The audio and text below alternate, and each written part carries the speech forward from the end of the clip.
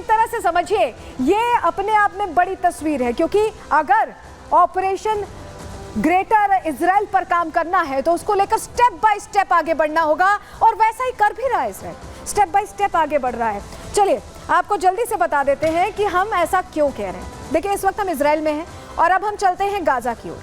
जी हाँ, ये गाजा है और गाजा में पूरी तरह से आप देखिए आईडीएफ का कब्जा हो चुका है, साफ हो चुकी है हमास, यहाँ से पूरी तरह से टारगेट किया गया और साफ कर दिया गया। और अब देखिए इजराइल अब किस तरफ बढ़ रहा है, लेबनान की तरफ बढ़ रहा है। जी हाँ, गाजा पर कब्जे के बाद अब लेबनान पर चढ़ाई की तैयारी है और उसी को लेकर देखिए पूरी तैयारी यहाँ की गई है, एयर वॉरफेयर के जरिए, यहाँ तक कि ग्राउंड ऑपरेशंस के जरिए। ये जो आप पूरी जमीन देख रहे हैं, अभी यहाँ आईडीएफ अंदर जा चुकी है और आप समझ लीजिए कि अगर ये कब्जा हो गया, गाजा पर तो हो ही चुका है, अगर लेबनान पर भी हो गया तो ये तो ग्रेटर इजराइल ही होगा ना। सोचिए आप, इस लिहाज से सोचिए, ये जो प्लान तैयार किया गया यूं ही नहीं तैयार किया गया। देखिए आपको समझा रहे हैं फिर से, देखिए गाजा पर आईडीएफ कब्जा कर चुकी है, हमास को साफ कर चुकी है।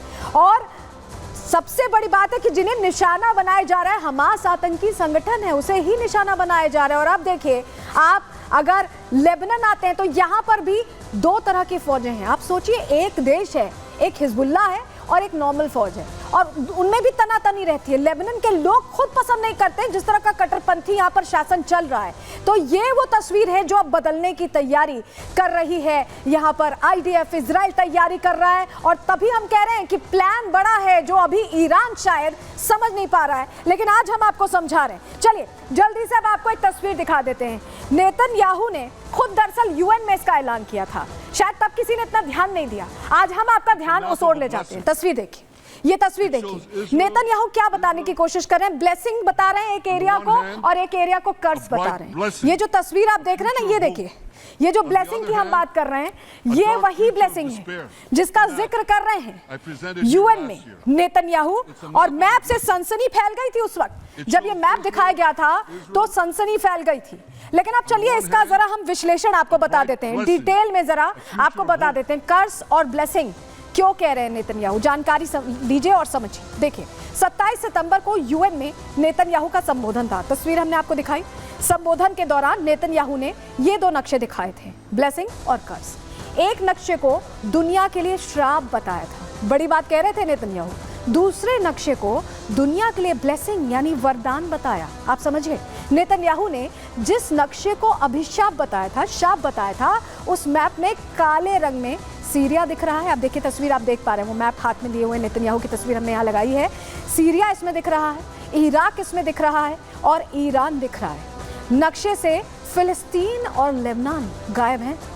मैसेज समझ रहे हैं आप, मैसेज क्या है?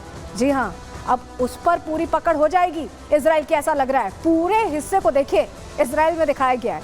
ये बहुत बड़ा मैसेज है जो सीधे यूएन से नेतन्याहू ने दिया था और प्लान यही है जिस पर काम अब सिलसिलेवार तरीके से किया जा रहा है। और आपको बताएं कि सिर्फ नेतन्याहू नहीं है जो ये सोचते हैं, और एक ऐसे नेता हैं जिसको लेकर समझिए उन्होंने पहले ये बताया था कि ये उनका सपना है और ये सपने को साकार करने के लिए ही यहाँ नेतन्याहू काम कर रहे हैं। कौन से वो नेता हैं चलिए आपको बता देते हैं। आधुनिक यहूदीवाद के जनक माने जाते हैं, जानकारी आपके सामने रख रहे हैं। देखिए ये पूरा मामला है थियोडोर हर्जल से जुड़ा हुआ, जो कि ग्रेटर इजराइल की कल्पना करते थे। जी हाँ, जो मैं आपको बता रही हूँ कि एक और नेता हैं जो ये कल्पना करते थे, तो थियोडोर हर्जल हैं वो नेता जिन्होंने ग्रेटर इजराइल की कल्पना की थी और आधुनिक यहूदीवाद के जनक माने जाते थे।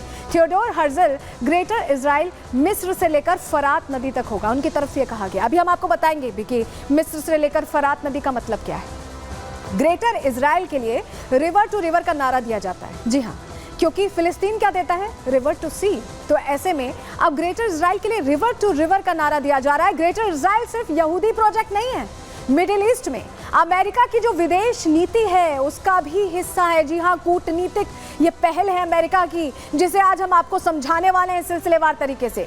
ग्रेटर इजराइल से अमेरिका का भी वर्चस्व बढ़ जाएगा, पहुंच बढ़ जाएगी और एक तरह से प्रभुत्व बढ़ जाएगा। मिडिल ईस्ट में सुपर पावर बढ़ाना चाहता है अपनी ताकत और इजराइल के जरिए दुश्मन देशों पर प्रभुत्व चाहता है। तो ये अकेले इजराइल की कोशिश नहीं है, पहले तो मैं आपको ये बता दूं, ये कोशिश है साझा कोशिश जिसमें अमेरिका, साथ देता दिखाई दे रहा है। और चलिए जल्दी से आपको पहले हम दिखा देते हैं कि कैसा होगा ग्रेटर इजराइल, जिसकी परिकल्पना कर रहे हैं नेतन्याहू, जिसके लिए एक एक करके स्टेप्स उठाए जा रहे हैं। चलिए तस्वीर देखिए, ये आप जो देख रहे हैं पूरा नीला हिस्सा, ये ग्रेटर इजराइल है। जी हाँ, इजराइल इतना बड़ा नहीं था, आपको याद होगा वो नक्शा भी, लेकिन अब आप देखिए इसमें कौन कौन से देश हैं। इसमें जॉर्डन है, इसमें लेबनान है जिस पर चढ़ाई हो चुकी है, इसमें मिस्र भी है और गाजा भी है जिस पर कब्जा हो चुका है, सीरिया भी इसमें शामिल है। अभी यहाँ पर अटैक्स नहीं हुए हैं लेकिन सीरिया भी इसमें शामिल है क्योंकि यहाँ पर भी कट्टरपंथ है।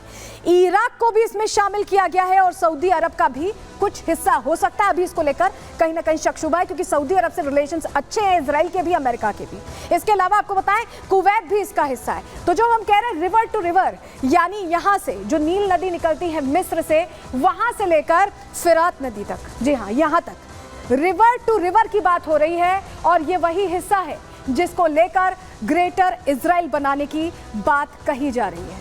आपको हम ये बेहतर तरीके से समझा भी इसलिए रहे हैं क्योंकि आपको ये समझना होगा कि आखिर ये क्या कह रहा है। हमारे साथ कर्नल शैलेंद्र भी जुड़े हुए हैं। कर्नल शैलेंद्र सर, मैं आपसे रिक्वेस्ट करूंगी आप इधर आए और आप बताएं कि किस तरह से ये जो ग्रेटर इजराइल का सपना देखा गया है, ग्रेटर इजराइल का जो सपना देखा गया उस पर काम तो अब शुरू हो चुका है। अगर आप समझा पाएं रिवर टू रिवर की जो ये पूरी एक जंग है, वो क्या ये सपना साकार होते देख पा रहे हैं आप?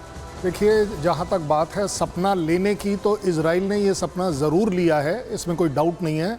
बट अपने आप में ये सपना साकार होते हुए नज़र नहीं आ रहा। क्यों? क्योंकि अगर आप इस मैप को थोड़ा सा ध्यान से देखें, आप 5 कंट्रीज़ के इलाकों के ऊपर कब्जा लेना चाहते हैं। सही या गलत है वो हम बाद में डिस्कस कर सकते हैं। ज़्यादा बड़ी बात यह है कि इंटरनेशनल कम्युनिटी इजराइल को कभी परमिट नहीं करेगी कि आप इस तरह से 5 कंट्रीज के ऊपर एक तरीके से उनकी ज़मीन को कब्जा कर लें। जो लड़ाई चल रही है वो एक अलग बात है। लड़ाई इस समय टेररिज्म से रिलेटेड चल रही है, यहूदियों के एग्जिस्टेंस के ऊपर लड़ाई चल रही है। इस वजह से आप देख रहे हैं ना केवल मिडिल ईस्ट के कंट्री बट पूरे वर्ल्ड के countries by and large Israel के खिलाफ नहीं जा रहे। साथ कोई जाए या ना जाए लेकिन खिलाफ नहीं जा रहे। जबकि ईरान अपने मिडिल ईस्ट में सो कॉल्ड मुस्लिम ब्रदरहुड को बार बार एक्टिवेट करने की कोशिश कर रहा है लेकिन उसके बावजूद हो नहीं पा रहा है। सो अगर आप देखें, ये जो आप मैप इजराइल ने अपने लिए एक ऐसा चैलेंज रखा है, ये मुझे नहीं लगता कि इस एग्जिस्टिंग वॉर में जरूर हो जाएगा। यस, आप देखेंगे कि लेबनान में वो लिटानी नदी तक पहुंच जाएगा, वो लिटानी नदी तक लाएगा क्योंकि 30 से 35 किलोमीटर का एरिया उसको जैसे ही बफर मिलेगा वो उसमें अपनी पॉपुलेशन को एस्टैब्लिश करेगा। सो दैट आज के बाद ना केवल ब्लू लाइन क्रॉस हो गई but लिटानी becomes the border between Lebanon and Israel. लेकिन सर जो आप कह रहे हैं कि थोड़ा मुश्किल है, वाकई थोड़ा मुश्किल है, लेकिन अमेरिका भी इसमें चाह रहा है, अपना हित देख रहा है। अमेरिका के बेसेस हैं अलग अलग इलाकों में, इन्हीं इलाकों में, तो क्या उसके बल पर यह हासिल करने का प्लान है? क्या लगता है? देखिए, अगर आप बड़े एपॉलिटिकल होकर इसको देखें, अगर अमेरिका का इंटरेस्ट है किसी भी पॉइंट ऑफ व्यू से कि इजराइल को लार्जर इजराइल मिल जाए, तो वो खुद क्यों नहीं कर देता ये काम? वो क्यों इजराइल के थ्रू सारे काम कराना चाहता है? अगर आप अभी देख रहे थे कि सऊदी अरेबिया में वो ग्रेटर इजराइल का पार्ट आना चाहिए बट वहाँ पर यूएस का बेस भी है। आप दोनों चीज़ों को कैसे बैलेंस करेंगे? ये this is called as blackmail tactics कि देखिए मैं यहाँ बैठा हूँ, जब तक मैं आपके साथ सऊदी अरेबिया बैठा हूँ, डोंट वरी, मैं इजराइल को कंट्रोल कर सकता हूँ, इसलिए आप इस समय ईरान का साथ ना दें। अगर आप देखें मिडिल ईस्ट में 28 बेसेस अगर यूएस से एस्टैब्लिश करके बैठा हुआ है, क्यों? क्योंकि वो उन 28 कंट्रीज को दिखा रहा है, बता रहा है कि आप स्टेबल रहिए, आप इस लड़ाई के अंदर पार्ट मत लीजिए। और इसीलिए आप देख रहे हैं कि पहली बार मुस्लिम ब्रदरहुड अपने आप में कमजोर पड़ रहा है, वो खुल के सामने नहीं आ रहा है ईरान के फेवर में।